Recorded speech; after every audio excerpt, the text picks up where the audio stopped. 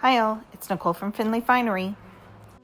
Usually I'm taking you behind the scenes in the studio. However, this time I want to take you behind the scenes of the build for our latest piece of the Findlay Finery booth.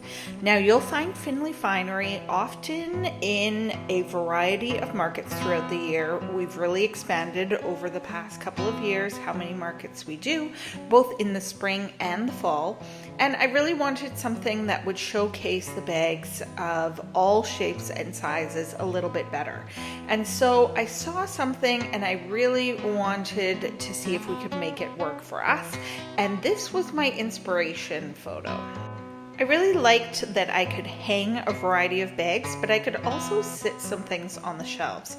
So I knew I didn't want it exactly like this, but I took to the wood shop and decided to make this my very own. Now, one thing you need to know about me is that I will start with an idea in my head, and I can certainly visualize the picture of what I have seen, but I have a really hard time seeing the finished product in my head. And so I will often start a project and just build it as it goes, which means that I am contemplating along the way and I am making measurements, I am adjusting as we need. One thing I wanted was that every single piece would come apart. And so I started this where I was putting in nutserts so that I could put a bolt in, it would be held by the nutsert, which was just hammered into the wood.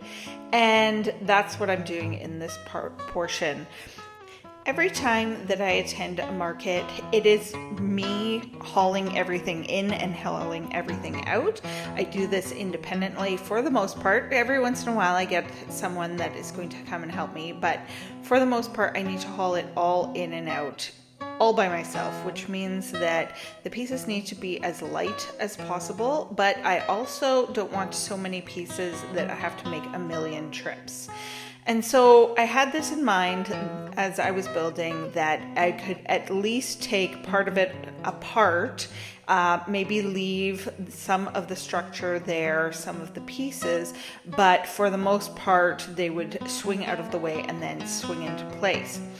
But that meant that each little piece still needed its very own independent piece, which meant sanding, routering, making everything as smooth as possible, just because I didn't want any of the pieces, which are all interchangeable, to stick out like a sore thumb because they didn't belong. I chose a very simple router bit for this, so it is just a rounded corner on each side, because I didn't want there to be little grooves that things could get caught in or that it would splinter, and I also wanted it as easy to sand as possible.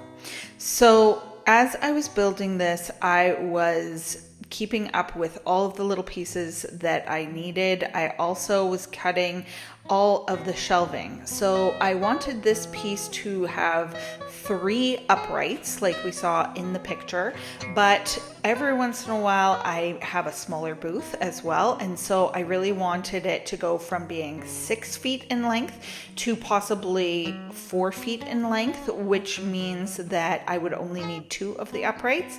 And so I actually made more shelves than I actually need. So this whole piece is going to be 6 feet, but it's broken into a 4-foot section and a 2-foot section.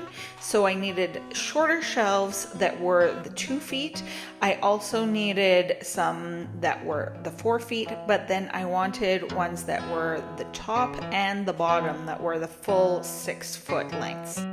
So what I didn't know was that when I was installing the most upper part, the very top shelf, the nutserts were actually going to pull out of the wood, and you're going to see here in a second that that big top shelf actually hits me in the head pretty soon in this video.